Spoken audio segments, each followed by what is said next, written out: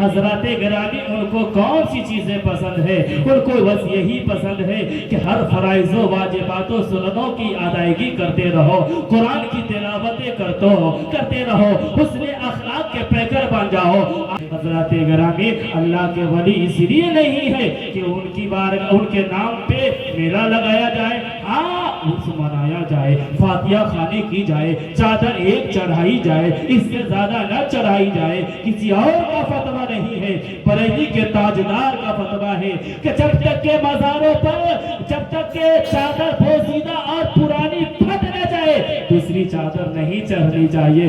سب علماء اہل سنت یہی آپ کو پیغام دیتے ہیں کہ مزاروں پہ عورتوں کی بھیڑ بھاڑ نہیں آنی چاہیے، عورتوں کا قدم تک نہیں پہنچنا چاہیے۔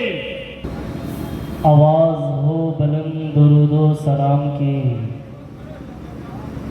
آواز ہو بلند درود و سلام کی، محفل سجی ہے سیرت خیر الانام کی۔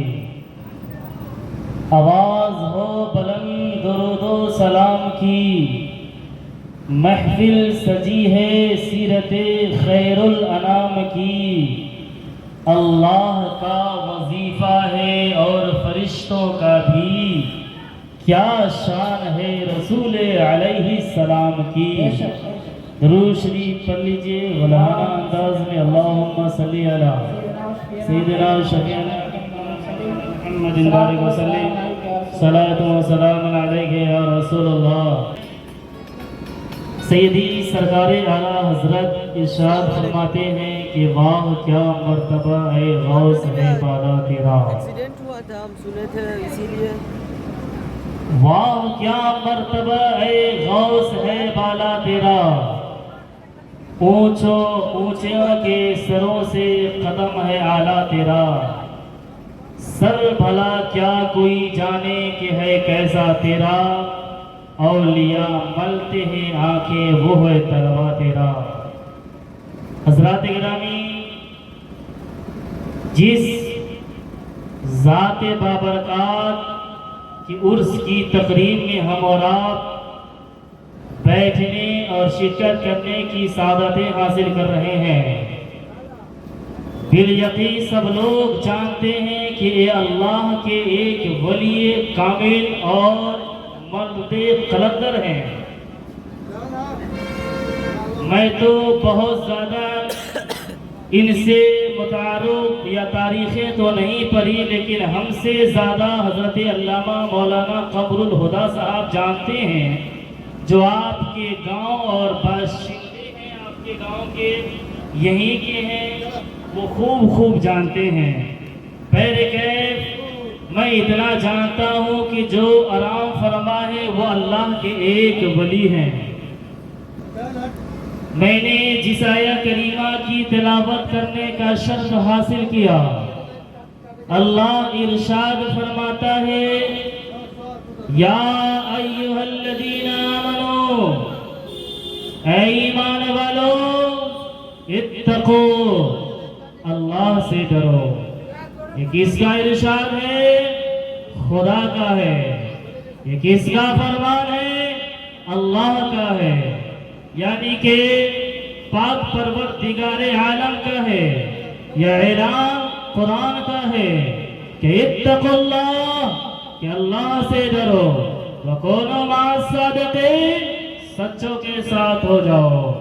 آپ ذہن دوڑائیں تو ہو سکتا ہے یہ اعتراض ہوگا، کہیں گے کہ کون لوگ سچے ہیں؟ تو قرآن سے پوچھئے، کسی اور سے مت پوچھئے۔ ممکن ہے کہ آپ کا اعتماد اور بھروسہ پختہ نہیں ہو، اور علماء کرام سے آپ کا عقیدہ بالکل راسخ نہیں ہو، تو کسی اور سے مت پوچھئے۔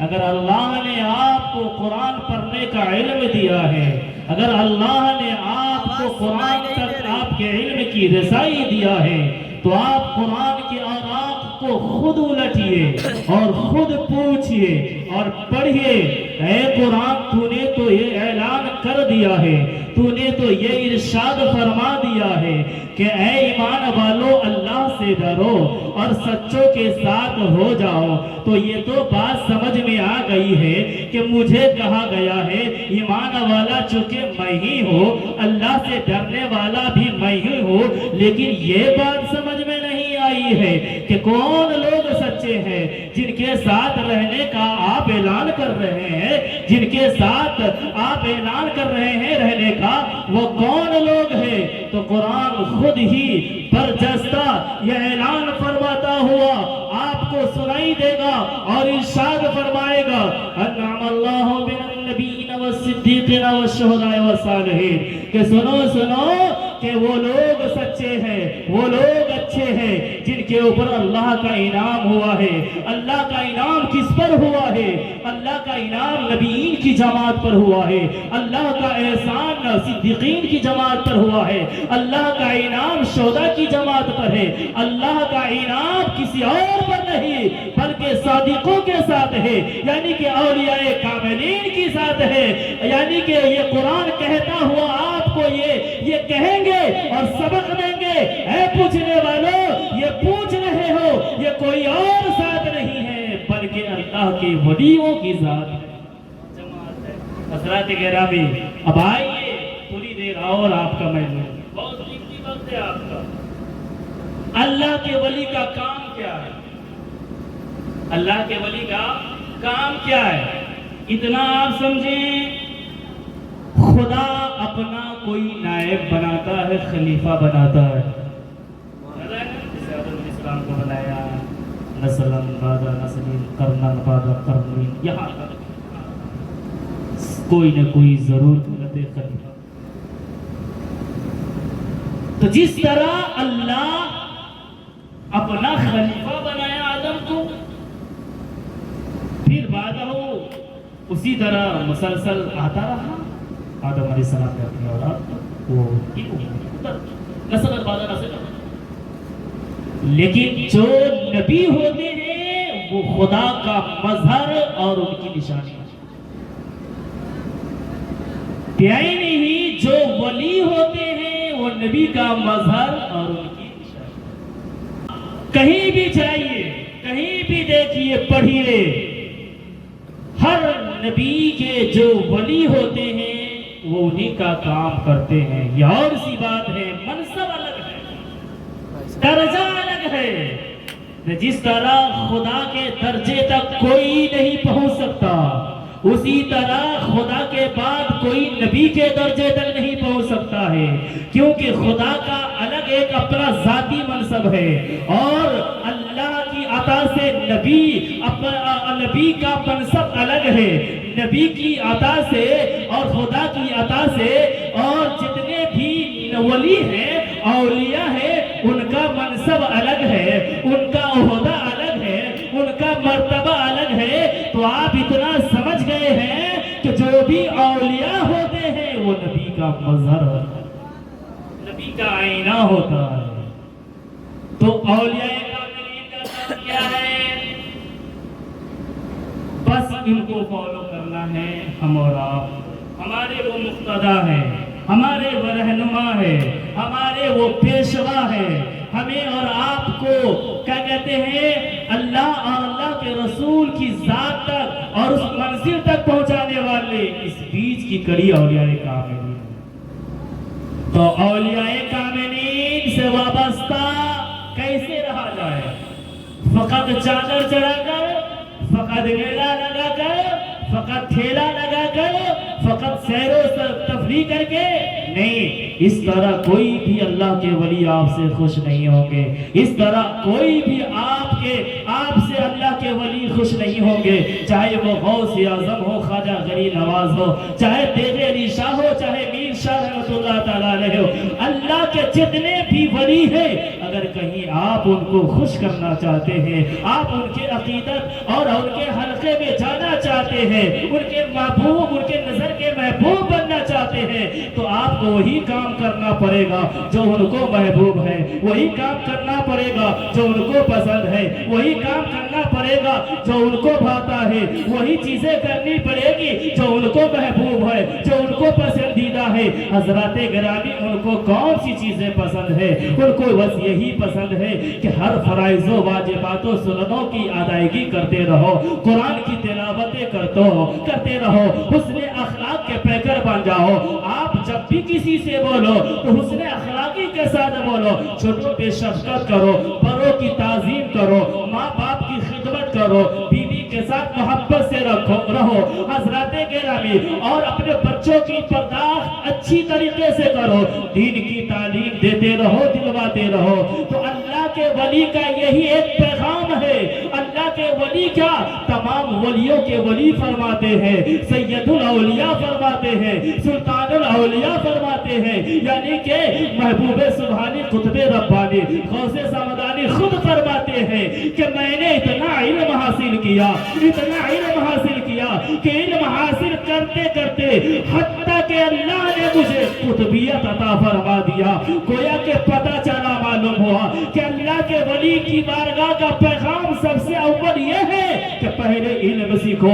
مجلس میں آنے کے آداب کیا ہے، مدرسوں میں جانے کے آداب کیا ہے، علماء کی بارگاہ میں آنے کے آداب کیا ہے، مزاروں پہ جا کر فاتحہ پڑھنے کے آداب کیا ہے، فاتحہ کس طریقے سے پڑھا جاتا ہے، اور آپ کو یہ کہو چادر پوشی کیسے کی جاتی ہے، سب کو معلوم نہیں ہے، سب کو یہ بھی پتا نہیں ہے۔ سب سے پہلے جانا چاہیے اللہ کے ولی کی بارگاہ میں، تو کیا پیش کرنا چاہیے؟ پہلے جاتے ہیں چوکٹ کو چوم لیتے ہیں، پہلے جاتے ہیں نہ جانے کیا کرتے ہیں، پہلے چاہیے ان کے مقبرے کے سامنے جائیے، ان کے روضے کے سامنے جائیے، ان کے تربت کے سامنے جائیے، تو سب سے پہلے کہیے السلام علیکم یا اہل القبور، السلام علیکم یا صاحب المزار، یعنی کہ اللہ کے ولی کی بارگاہ میں سلامی پیش کیجئے، پھر جائیے، پھر فاتحہ پڑھیے۔ گویا کہ پتہ چلا اللہ کے جو بھی ولی ہے، جو بھی ولی ہے، جو بھی ولی ہے، یہی پیغام دیتے ہیں کہ تعلیم اور علم حاصل کرتے ہیں۔ لیکن آج بہت دور ہے، اس سے کوسوں دور ہے، خاص کر کے ہمارا نوجوان طبقہ تو اس سے بہت بعید ہے، بہت دور ہے۔ جہاں میلہ لگتا ہے وہاں خوب جاتا ہے، کافی بھیڑیں ہوتی ہے۔ حضرات گرامی، اللہ کے ولی اس لیے نہیں ہے کہ ان کی بارگاہ، ان کے نام پہ میلہ لگایا جائے، ہاں عرس منایا جائے، فاتحہ خوانی کی جائے، چادر ایک چڑھائی جائے، اس سے زیادہ نہ چڑھائی جائے، کسی اور کا فتویٰ نہیں ہے، بریلی کے تاجدار کا فتویٰ ہے کہ جب تک کہ مزاروں پر، جب تک کہ چادر پوشیدہ اور پرانی پھٹ نہ جائے، دوسری چادر نہیں چڑھنی چاہیے۔ میرے بزرگ دوستو، یہی پیغام ہر علماء کو دینا ہے، اور دیتے بھی ہمارے علماء اہل سنت، اس لیے اس پہ عمل کرنے کی ضرورت ہے۔ حضرات گرامی، آپ جن کی بارگاہ میں جاتے ہیں، جن کا عرس مناتے ہیں، وہ ایک بات یہ ہے، اس سے بھی خوش ہو جائیں گے اگر کہیں آپ 500 کی چادر چڑھاتے ہیں، 1000 روپے کی چادر چڑھاتے ہیں۔ حقیقت میں خدا را اگر ان کے نام سے کسی غریب کو ایک کپڑا دے دیں گے، ایک کپڑا دے دیں گے، ٹھنڈی آ گئی ہے ایک چادر دے دیں گے، ٹھنڈی آ گئی ہے ایک کمبل دے دیں گے، تو قسم خدا کی میں کہتا ہوں جتنا خوش 5 چادر چڑھانے سے یہ نہیں خوش ہوں گے، اس سے کہیں زیادہ غریب کی مدد کرنے سے یہ خوش ہوں گے۔ بات حقیقت ہے نا؟ تو حضرات گرامی، اس پہ عمل کرنے کی ضرورت ہے۔ فقط یوں ہی ہم اور آپ آتے جاتے رہیں اور چادر پوشی کریں، میں یہ اس سے اعتراض نہیں کرتا، میں بھی سنی ہوں، میں بھی بریلوی ہوں، لیکن حضرات گرامی سب علماء اہل سنت یہی آپ کو پیغام دیتے ہیں کہ مزاروں پہ عورتوں کی بھیڑ بھاڑ نہیں آنی چاہیے، عورتوں کا قدم تک نہیں پہنچنا چاہیے۔ لیکن عورتوں کا قدم کیا، عورتوں کا جھرمٹ، عورتوں کی تعداد، عورتوں کی جماعت، وہ بالکل در جوق یہ جا رہی ہیں عورتیں، یہ کب بند ہوگا؟ آپ چاہیں گے تب بند ہوگا، ہم چاہیں گے تب بند ہوگا۔ حضرات گرامی، ہم اپنی بہن کو کہیں مزاروں پہ نہیں جانا ہے، ہم اپنی بیوی کو کہیں کہ مزاروں پہ نہیں جانا ہے، ہم اپنے ماؤں کو کہیں کہ مزاروں پہ نہیں جانا ہے۔ قسم خدا کی مزاروں پہ اللہ کے ولی جانے سے خوش نہیں ہوتے ہیں۔ جب عورتیں گھر سے اس نیت سے نکلتی ہے کہ ہم اللہ کے ولی کی بارگاہ میں جاتے ہیں، تو حقیقت میں کہتے ہیں، یہ علماء فرماتے ہیں، یہ علماء کہتے ہیں کہ سنو سنو، جیسے ہی وہ قدم اللہ کے ولی کی بارگاہ میں جانے کی نیت جیسے ہی کرتی ہے تو اللہ کی لعنتیں برسنے لگتی ہے، شیطان خوش ہو جاتا ہے، رحمان ناراض ہو جاتا ہے۔ تو بھلا بتاؤ تو صحیح، اللہ کے ولی کی بارگاہ میں کوئی جا کر وہ ناراض کرے ان کو اور لعنتیں ہوں اور پھٹکار برسے اور اللہ کی رحمت کے بجائے لعنت برسے اور زحمت برسے، تو بھلا بتاؤ وہ کام کرنا چاہیے چھوڑ دینا چاہیے؟ بولیے نا، چھوڑ دینا چاہیے کہ نہیں چھوڑ دینا چاہیے؟ چھوڑ دینا چاہیے۔ یہ علماء کرام سے پوچھئے، یہ مفتیان کرام سے پوچھئے کہ نہیں جا سکتی ہیں۔ اگر آپ کو اتنی ہی عقیدت ہے، اتنی ہی محبت ہے تو گھر میں بیٹھ جائیے۔ اے میری ماں اور بہنیں، گھر میں آپ باوضو ہو کر ایک گوشے میں گھر کے کونے میں بیٹھ کر مصلی پہ بچھا لیجئے اور آپ وہیں پہ سبحان اللہ الحمدللہ جو بھی ورد و وظائف ہے وہیں سے پڑھ کر فاتحہ پڑھ کر آپ اللہ کے ولی کی بارگاہ میں دست دراز کر کے جو بھی منتیں ہیں مانگیں گی اور دعائیں کریں گی۔ اللہ کے کریم صلی اللہ علیہ وسلم ارشاد فرماتے ہیں، جو جہاں سے منتیں پکارتی ہے، دعائیں کرتی ہے، ان کی منت وہیں سے قبول ہو جائے گی، منتیں پوری ہو جائے، وہاں جانے کی ضرورت نہیں ہے۔ حضرات گرامی، یہ تلخ باتیں ہیں، یہ درش باتیں ہیں جو آپ کو کر بیٹھے بیٹھے دکھائی ہے، ووٹ دلائی ہے۔ اللہ تعالیٰ ہم تمام کو اس باتوں پہ عمل کرنے کی توفیق و عطا فرمائے۔ سب لوگ پڑھیں استغفر اللہ ربی بولے کلمۃ لا الہ الا اللہ محمد رسول اللہ صلی اللہ علیہ وسلم وعلیہ وسلم۔